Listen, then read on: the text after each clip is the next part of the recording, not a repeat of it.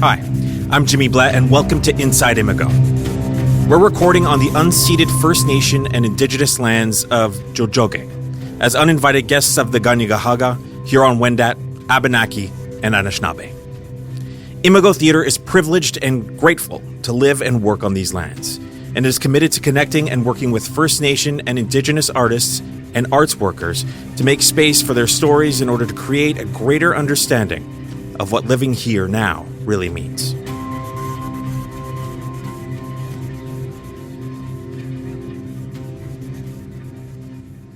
The first time I stepped on stage when I was in grade 3, I think, when I was, 9 or 10? And I was so shy. I wouldn't ever speak to adults, kind of shy person. But I had written this play with my friends and we performed it in front of the school.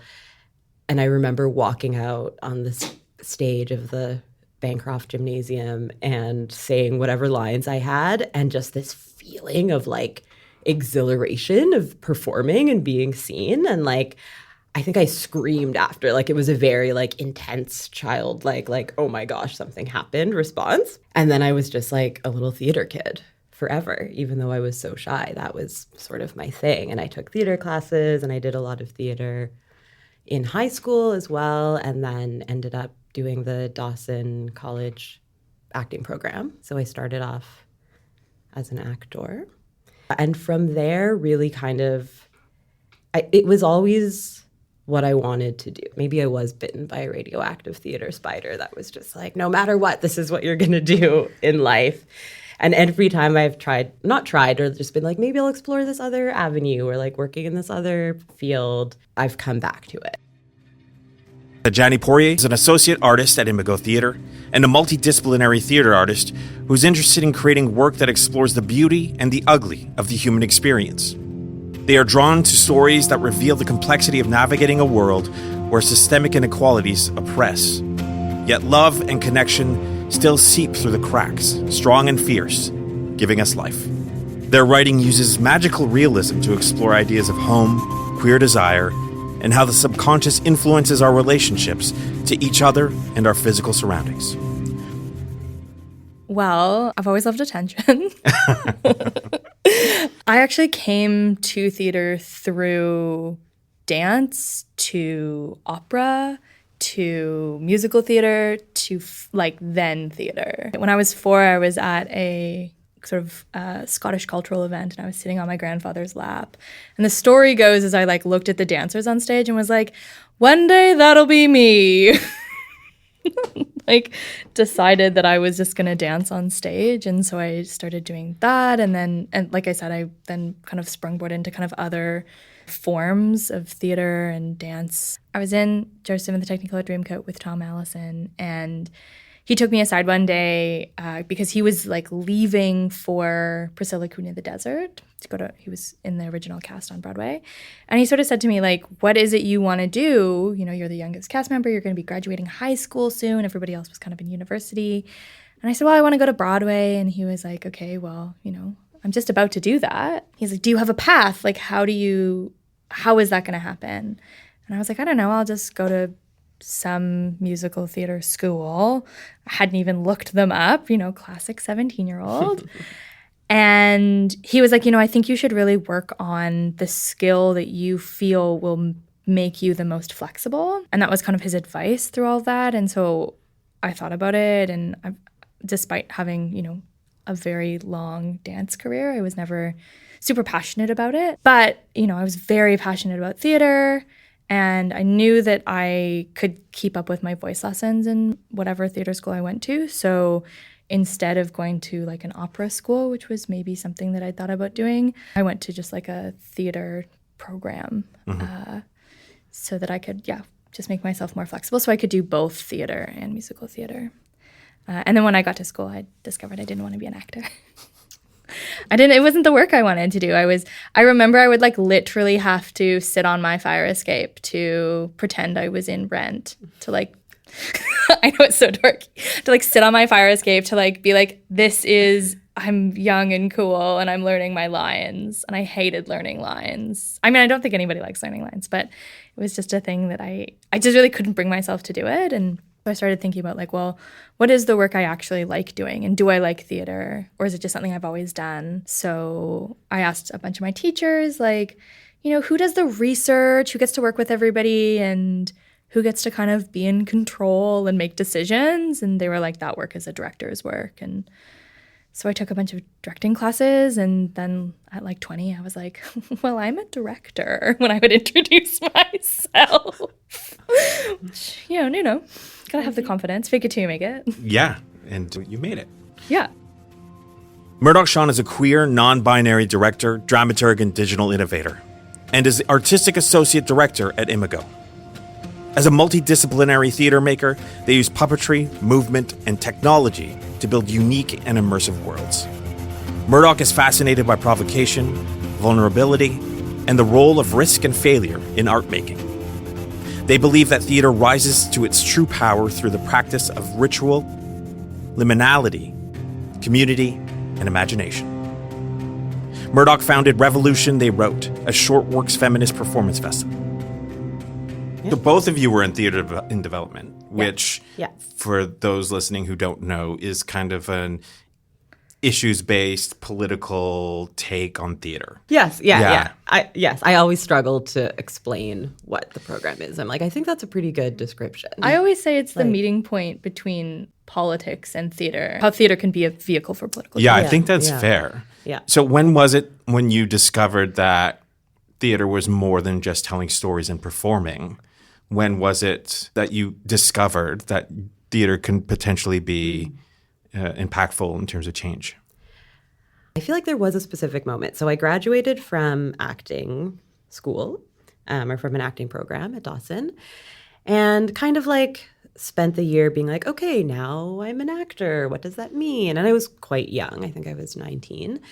So I was doing like auditions and doing the things that you do when you're an actor and not really enjoying it very much. Like I loved acting and performing, but that wasn't really jiving with me. And I ended up spending the summer doing an apprenticeship at Bread and Puppet Theater, which is a political theater company that's been around since the 60s, based in Vermont in the US. And they have this big farm, and you go and you live on the farm with a bunch of other artists and build these like giant paper mache puppets and put on a show, like 2 shows every week.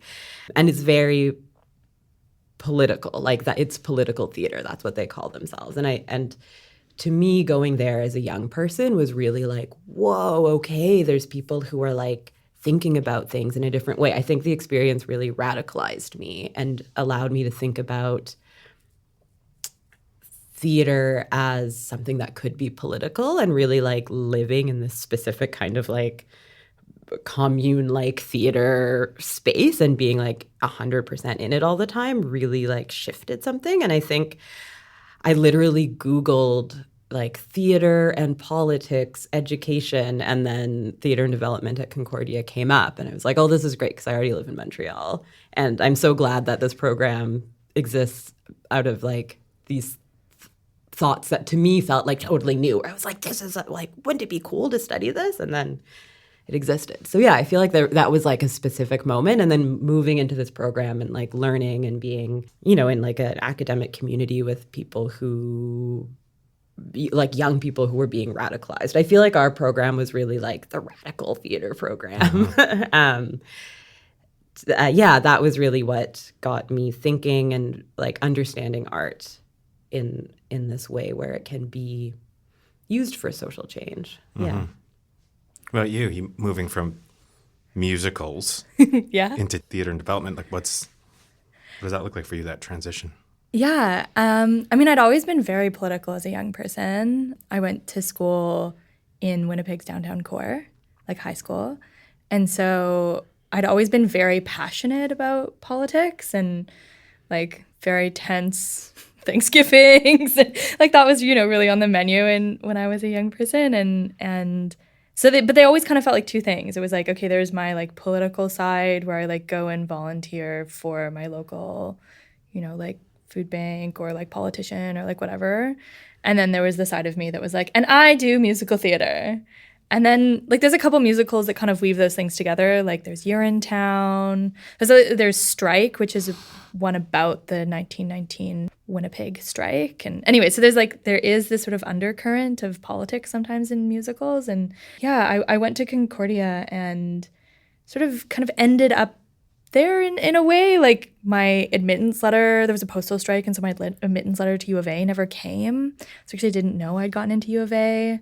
I'd been admitted to Humber, but I had 24 hours to decide if I wanted to go, and my mom hadn't told me until the 12-hour mark, and I'd already like paid for my first and last month's rent in Montreal. And so I kind of was like, well, I guess I'm going to go to Montreal and try this thing.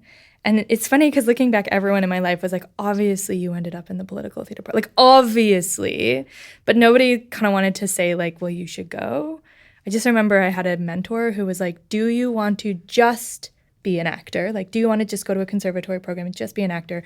Or do you want to open yourself up to an experience that may show you that you don't want to be an actor, or that you want to be an actor as well as some other things? And so I got to Concordia, and like I said, I was kind of miserable the first semester. It was 2011, which was carrying over into 2012, in which the student strike happened. Yes, true. And I had a teacher who sat us down and said, there is nothing you can learn in my classroom that you can't learn out in the streets. Go out in the streets and make art. And like, that's what we did, is we built puppets, we like staged performances. We did this huge reading of Hippolytus. Like, I just remember walking in a crowd of like 30,000 young people and making art and being like, oh shit, this is it. Mm-hmm. Like, this is the thing. This was also around the time that Annabelle Soutar was writing Seeds. And so we'd gone to see the documentary show Seeds. And so I was like, I'm going to write a documentary play about the strike. And so I'd written this piece about the strike. And then, not knowing how well-known Annabelle was, she was teaching at the school, I just sort of emailed her and was like, hey, I know you're teaching at the school. I've written this play, sort of. I've written this play. What do you do with a play once you've written it? Like, how do you get it produced? And she said, well, how about I recommend it for a festival? And that's how, at 18, I ended up in the Off-TA Festival as the only English speaker in a fully French evening. And that's my first taste of directing, too. I was like, who's going to direct it? And she's like, well, you're going to direct it. You're going to get a bunch of your friends together, and you're just going to do it. And we did it, and, I mean, it was, the experience of it was, like, the thing. Yeah. Yeah. Yeah. And now you're both working for Imago. You find yourselves, Yeah. in a similar type of theater. I think political theater is probably a really boring way of putting it. I think it's more of like I don't know how to describe it. We call it our ethos. Yeah, there you go. Like, we're driven by our ethos, our ideas, our passions towards making theater that spotlights. I mean, that's how I think of it, is like, I've always been interested in making theater that uplifts the community around me. And, I happen to be a queer person, and so I often make theater for queer people. That's a great segue into the projects that you're working on now. Yeah. And I'll start with Anjani. Like, you have 2 plays that are premiering. Yeah. In the span of how many months? January, February, March. So 3 in the span of 3 months. 3 months. 3 yeah, months here in yeah. Montreal. 2 of your plays are premiering. Yeah. It feels like you're kind of on fire right now. What does that feel like for you? I mean, it must be super exciting. It is exciting. It's really exciting. It's exciting. It's nerve-wracking. It's all of the things. But ultimately, I'm really, the only word I can use is excited. But I'm excited to share my work, and like my work, and then also it becomes all of these other artists' work as well, and the creating of it with Montreal and with the Montreal community. I feel really, it's a nice feeling. I'm like born and raised in Montreal, and it feels really lovely to be supported by my theater community here. And I like grew up with Montreal theater and dreamed of being part of it in this way. And it's cool. Yeah. Going into 2 of your plays opening within the span of 3 months, is that is that exhausting? Is that like where are you at? Like, Okay, I'll tell you how exhausting it is in April. I mean, it's cool. I feel like as a writer, and especially because both of these plays I've been working on for a number of years. So the stories exist in my head and the characters are just like these people that are real to me. So it's interesting to like be working so intimately on both of these scripts and both of these worlds that are in some ways similar. Like they're both set in Montreal, in the city, and the city itself is kind of a character, or it's like a big part of the feeling of the play. I grew up in the city. I grew up in downtown Montreal. So I find the sound of like sirens to be comforting. And I think that translates in my plays. I didn't even fully realize, but I was like, oh, everything I write is set in like a concrete kind of city. Scorpio Moon is a love story about friendship that explores the complexities of race, queerness, art, and money. On a hot Montreal summer night, the air hangs heavy with regret. Is forgiveness possible? Two estranged friends meet after a heartbreaking betrayal. One wants absolution, while the other has different ideas. Now in a crumbling abandoned warehouse where they once laughed and drank cheap wine, the pair must now reckon with the darkest parts of themselves in order to find each other again. Scorpio Moon will have its world premiere with Imago Theatre this spring. Scorpio Moon is a two-hander. They're both queer and they're both Black. You know, they're really close friends who have had this big rift in their relationship and have had space, and then they're coming back together to try and resolve or to see what happens. They're coming back together, and then the story of the play is like, what's going to happen? How will they work through these things? And what I was really interested in exploring is friendship and the kind of like intense love in a friendship relationship. Essentially, I wanted to write a love story about friendship, to think about it in a queer way. And I think part of queerness is reimagining family, reimagining community that's separate from a nuclear family model. So like, what does it mean to like have really important relationships and partnerships in your life that aren't necessarily just your romantic partner or your family unit? So that play is very much lives in this world of like, ooh, what does it mean to like have like a lifelong friendship and have really big rifts and like work through these like gnarly, complex things that come up. So in the story, you know, both of these characters are marginalized and have these different experiences of being marginalized too, based on like who they are, their economic status. It's like getting into this like kind of like gritty like things that we don't really like to talk about because they kind of feel ugly, but they are so important to talk about if we're like, I say we, and I guess I just mean like the world, people, humans want to work through things and not sort of exist or see each other as disposable.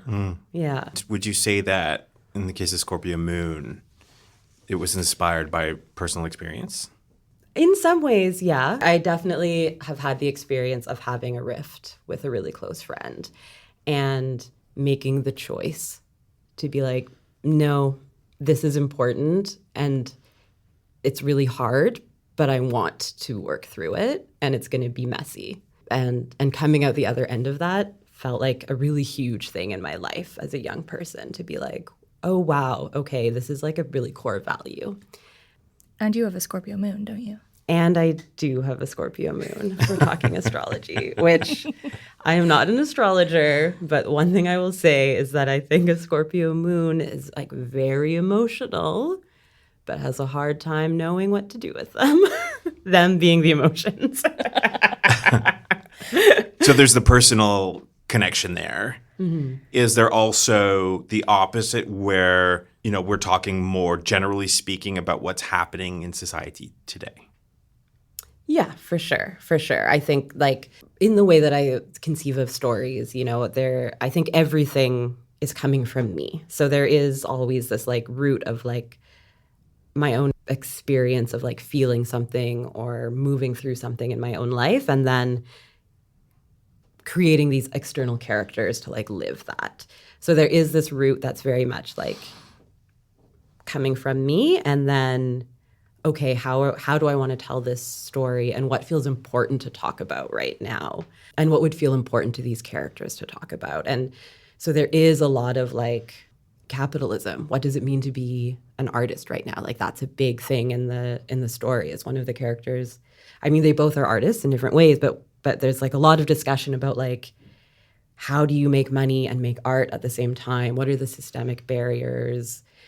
And then everything that sort of branches out from there. And I do find it important to like bring these issues, for lack of a better word, into the work, but in a way that feels like real and grounded in the story of what's happening. Yeah, it doesn't hold back in when dissecting capitalism. No. And I guess for you, Murdoch, my question would be, does that resonate with you? What other parts of the story resonate with you as a director? And do you think that theater has the power to potentially disrupt these systems? For sure. I think that it's really, at the heart of the play is this relationship between two people. I think what Jenny's done so beautifully is take a play that could feel like issues-based theater and actually just make it about two people, which is always the tactic that I'm looking for when I'm reading a script. I don't really want to feel like I'm being told what to feel, but I think that really what Jenny's doing here is taking these two perspectives.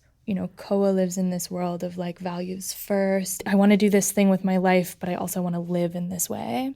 And then Lily is trying to be kind of a bit more pragmatic about it. We live under this system. This is the reality. So if I'm going to live under this system, this is how I'm going to navigate it. And so I think there's really this beautiful tension in the play between this question, which I often feel in my own work, just in my own life, like, am I showing up in the way that I want to show up? I've been a part of these institutions. We've talked about some of those institutions. Like, are they a good thing? Are they a bad thing? And I think really what Jenny's done is open the door to say, like, they're things, and they have complicated paths, they have complicated histories, but, we all have to navigate them in so many ways. And so it's that navigation in which we find the kind of human joy of it, and sort of the sorrow sometimes. Mm-hmm. But yeah, I think really it's that's what appeals to me about the script is it's not only is it talking about capitalism, but it's talking about friendship, and specifically queer friendship. So I think like that's really the triangle that draws me to the play, is this balance of like the politics, the relationship, and then also the queerness. Yeah, in my opinion, that's always kind of the sure tell sign that you have a good piece in your hand when it's humans first, and you really feel that. And then, within the complexities of relationship, other things pop. I wanted to ask you about the constraints of this play, and how you think they might be different from your other work. We're sticking these two people in one place, and they don't really leave. They can't leave. And the play originated from a learning exercise at the National Theatre School, where you're learning to write a play. So here are some like intense constraints. And I don't think I would have chosen to create something in this way if it hadn't been asked of me. And it was a really hard and really interesting exercise, because you end up having these two people and you have to like figure out how they're going to stay with each other even through this conflict, where it's like, what if, it seems like this person would just want to run away. So why wouldn't they run away? What's keeping them together? And that really builds relationship. Like I was forced as a writer to build the complexity of their relationship. And the play takes place in an abandoned warehouse that's like a little bit spooky at night, in the middle of the night. It ended up taking this really particular form that is very different from other works that I've created, which generally tend to like play around with time and space, like exist in like sometimes liminal spaces that are like not quite reality. Yeah, so it's an interesting departure. And I still, in Scorpio Moon, tried to, even in this like hyper kind of realistic format, to incorporate some sort of like otherworldly elements. Yeah. Yeah. There's a lot of parallels there between, I think, as a writer, the constraints you place on yourself and this kind of split personality of the characters in the play, and how I think we've all experienced in one way or another this kind of conversation within ourselves, how to guide ourselves through the capitalistic society and be artists. And so as a writer, you're kind of putting these constraints on yourself, and we also have these constraints in our everyday life. I can't help but make a link to the constraints that sometimes theater has on us as creators and writers, given, cast size, given, I hear you saying, I want to create these plays, these stories that work through time and space a bit differently. And then as a director, sometimes I'm like, how do I stage that? How does that happen? Or I've heard that of my plays. Yeah. Do you think you find yourself now, after working through the constraints of this, maybe potentially thinking about that moving forward? That's definitely something I have always been thinking about. I think growing up surrounded by theater and sort of, having an understanding of like what is easier to produce or what's more complicated, and having that definitely be a factor in, thinking about what to write, how to pitch something, how to like get work produced. I know that is a reality. And then at the same time, as a writer, I'm kind of like, well, I'm gonna write. Like, I'm gonna do my job, which is writing, and then we'll see how the next phase will go. And I actually, in a cheeky way, like, I love writing stage directions that I'm kind of like, this is my job to write the stage direction that is something like, the sinkhole eats the world and the world explodes, and then hand it to the director lovingly and say, here you go. What's going to happen? And while I say that in a cheeky way, I also feel like writing for theater that feels exciting to me is to like create hopefully something that is like concrete enough that, we have an understanding of the story and the blueprint for the story, but also something that I can hand to a director and be like, and now what's your vision? Like, bring your artistic like life and world to this wacky stage direction. And to me, that feels like collaboration too. That feels like not like allowing there to be space for other artists to explore, and hopefully giving it enough, clarity that it's something that feels like exciting to build on as a director. I don't know. I feel like Murdoch is really good at taking my weird stage directions and being like, okay, yeah. Well, there's nothing more exciting than an impossible stage direction.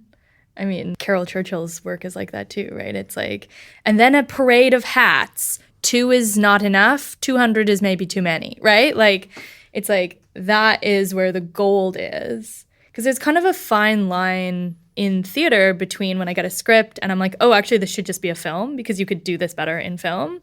Or, oh, actually, there's an ask here, but at its heart, it needs to be in front of a live audience.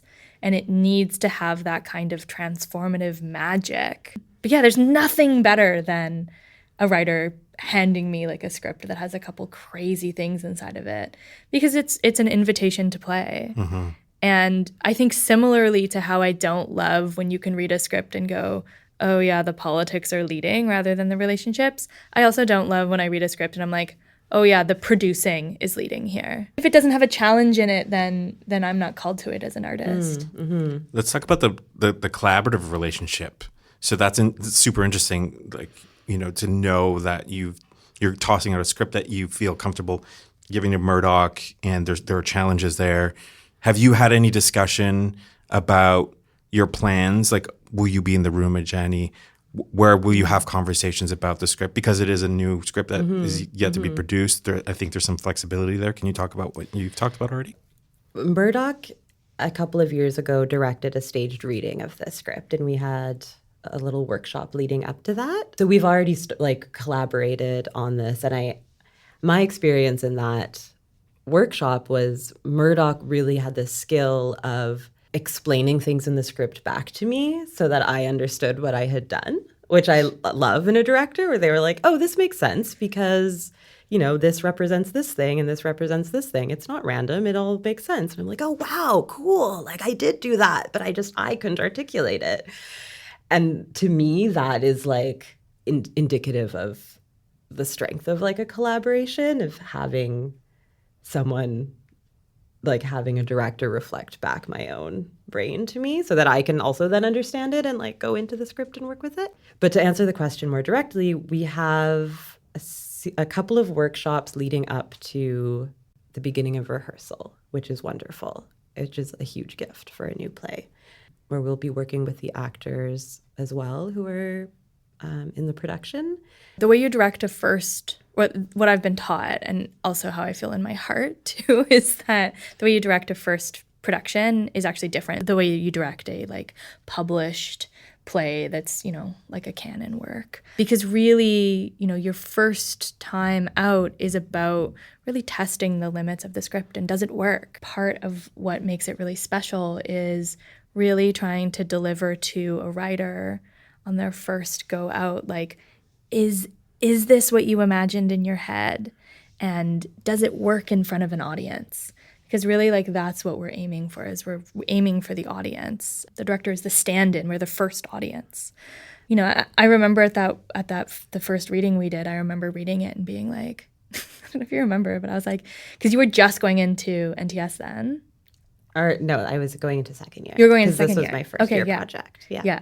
And so so you were like 2 more years, and I was like, when you're out, we're going to produce this script. Do you remember that? I was like, we're going to get it done. And I was like, maybe we'll do it at Fringe. Like, I don't know where but we have to do it because it's such a beautiful play. But yeah, so coming back to this question of like what it might look like, there'll be this workshop, and then there'll also be kind of moments where we'll kind of ask a Jenny back. Probably you'll come for the first week or the first kind of like table work we'll do. Mm-hmm.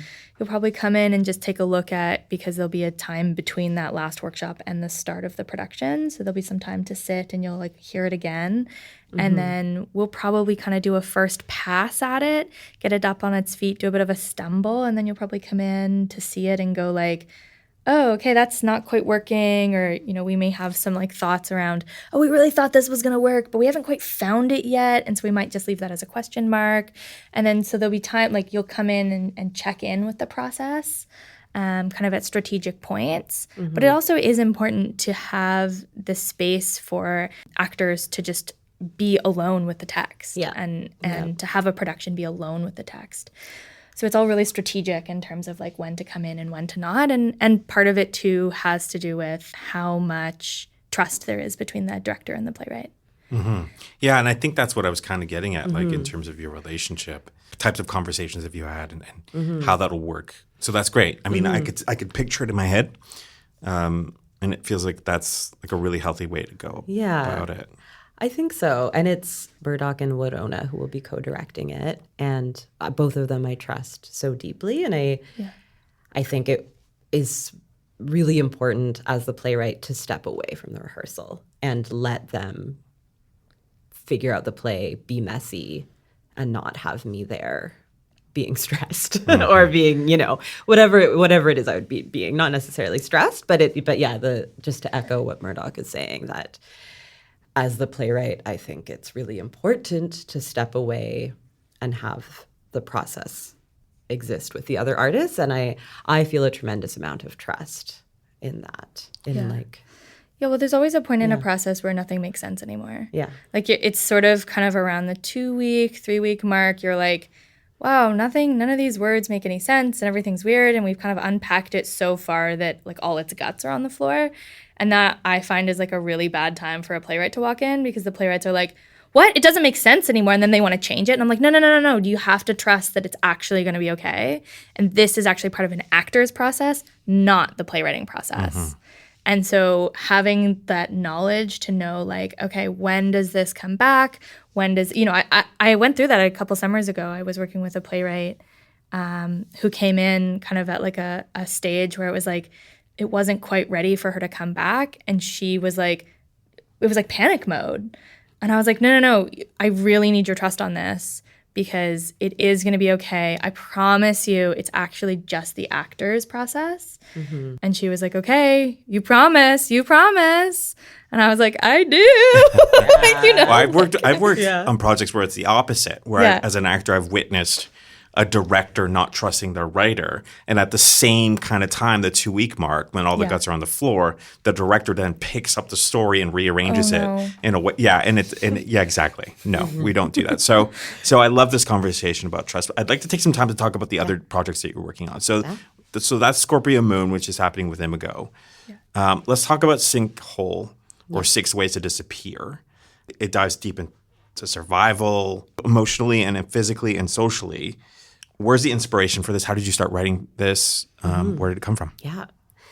So I started writing this during one of the many lockdowns in Montreal. That was quite intense. Like we had a curfew, couldn't leave the house after 8 p.m. moment in time.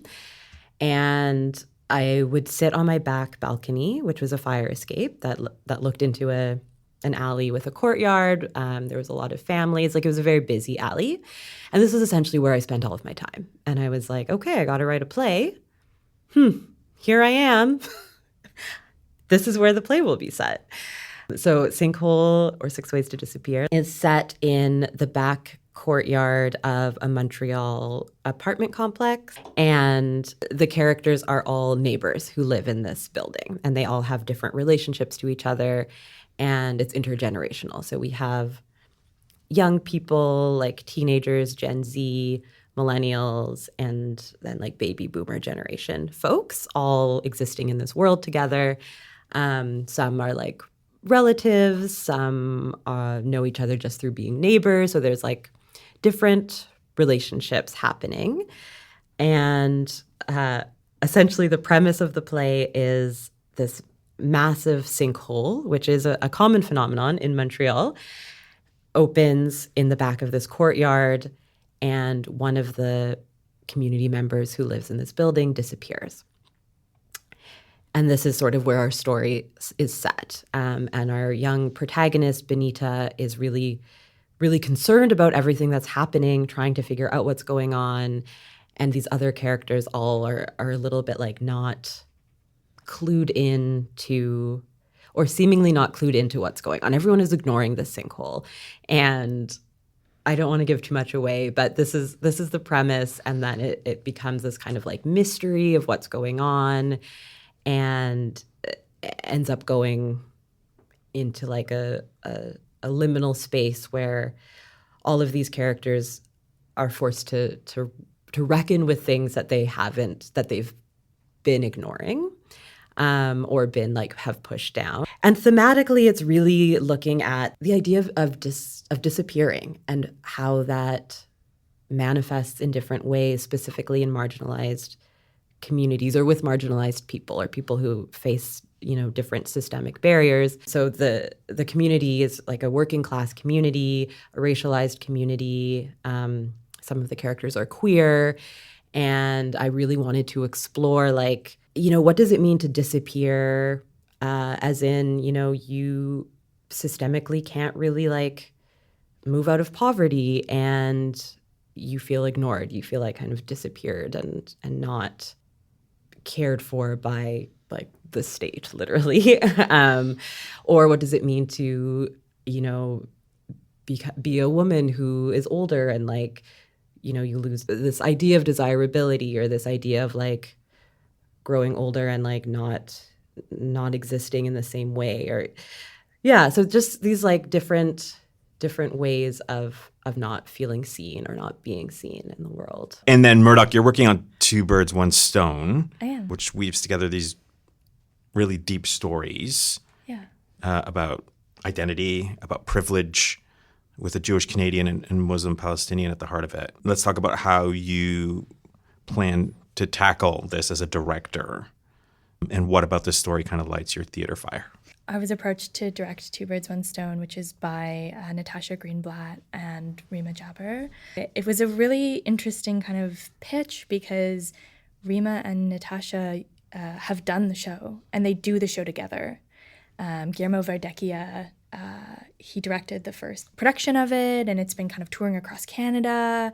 And both of them have just had children. And so the pitch is actually to see, does the show work without them? And can we cast actors in their roles? Which is a really, really exciting thing, because it's this question of, you've written the play for yourself. Does it stand beyond just the two of them? Which is fascinating because, again, I come back to relationships, which is this play is so much about this relationship. At the center is this friendship between these two women whose identities, like you say, have kind of woven together in complicated ways. And so, yeah, it's been really fascinating to kind of unpick that and say, okay, so if the two of them aren't actually the center of the show, what is? And can you build that center with two actors? Because there's something funny about it, right? Like it's like we ask actors all the time to pretend to have been lovers, to pretend to have been enemies. Like we ask them all the time to do these like really intense things and to build relationships, some of which are not real, right? Like the really good actors I've seen can be like, oh, that person's not really for me. And then they go up on stage every night and they're like, my beautiful, beautiful husband. So it's this really fascinating kind of question is when you take something that feels a little bit like it's self-revelatory, right? Like kind of revealing the self and thinking about the self. And when you take that out of the equation, does the play still work? What is at the center of it is a friendship. And so really what will be key is really exploring how do we build community, friendship. And I also think this moment that we're living through, this kind of like very divisive issue, we need community. We need friendship. We need to come together to be able to like move forward and through, to talk about, so Jenny said, like these uncomfortable things that we kind of really have to talk about. And so I'm really interested in the ways in which this piece will hopefully bring people together, not just the cast, not just the team, but also the community, to be able to like watch these two women go through this together and push and pull against each other and be able to sit with the kind of uncomfortable truths that the play is really asking us to face. I want to go back a little bit because you touched on it. You touched on Montreal being a character. In both your plays, Montreal, it's set in Montreal, you being a Montrealer. What does the history of the city, what is the character of the city, what does your experience in Montreal do to influence the pieces that you've written here? So yeah, like I said, I grew up in Montreal, in downtown Montreal, and then in Mile End. So very like inner city, like very concrete world. In it, hanging out as a kid in alleys, scootering my Razor scooter around, scraping my knee. But I grew up loving Montreal. Like I really deeply loved being in the city. And I remember as a young person going away sometimes for the summer and coming back and just having this like feeling of joy to be back in this kind of like dirty, stinky, humid place. And there's something that I love about how the city is beautiful and ugly and gross at the same time. And by ugly and gross, I mean like, actually smells like garbage. The summer is really hot. Like, it's like hot, like concrete hot. And like, I find that environment for me is like really creatively exciting. And as a writer, I didn't even really intentionally, I didn't sit down and say, oh, I'm going to set this play in Montreal. Like, this is an important part of it. It was like, oh, I'm writing this story. Oh, this story is in Montreal. This story is very rooted to the places that I've lived and the places I continue to live. And I think there's this like excitement in the city of there being so much happening at the same time, so many different kinds of people, condensed, like lots of people everywhere. As a kid, that always really excited me to be like, wow, like I can't see anyone, but I'm walking down the street and I know there's hundreds of people around me. So I think that energy feels important in my place. Like the energy of a lot of like activity and stimulation. And really like I think a good summation is the image of like concrete with weeds and flowers growing out of the concrete, and that there's like all of this beauty that sort of exists in the cracks and exists in these places that aren't necessarily viewed as beautiful, like a back alley. And to me, there's so much life and so much beauty there, and that feels really important in my work as well. That. So I like to leave on one question, and here it is. So it's opening night. You're at the theater.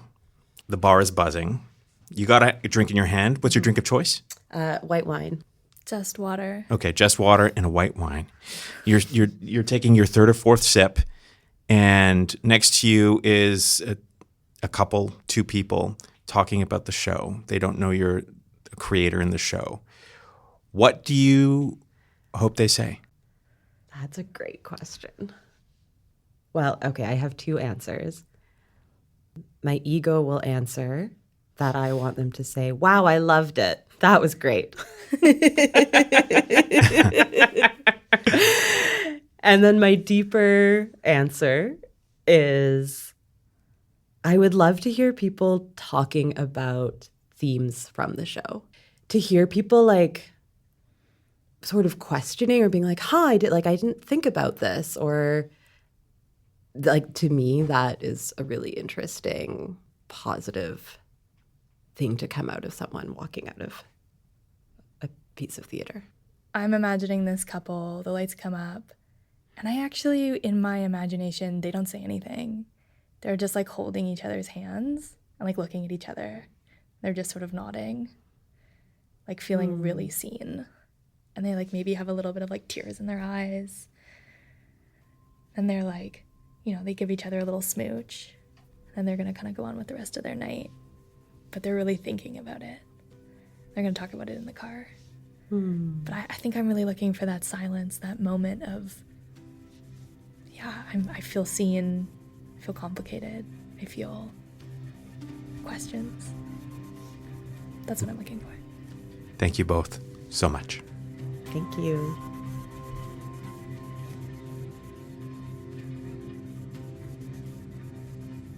Thank you for joining us for Inside Imago. And thank you to Adjani Poirier and Murdoch Sean for spending this time with us. I've been your host, Jimmy Blais. This episode was recorded at Deland's Community Digital Arts Hub with audio engineer Tyler Rauman. It was produced and edited by Dana Rayavashik with production assistant Miriam Noor. Talk to you soon.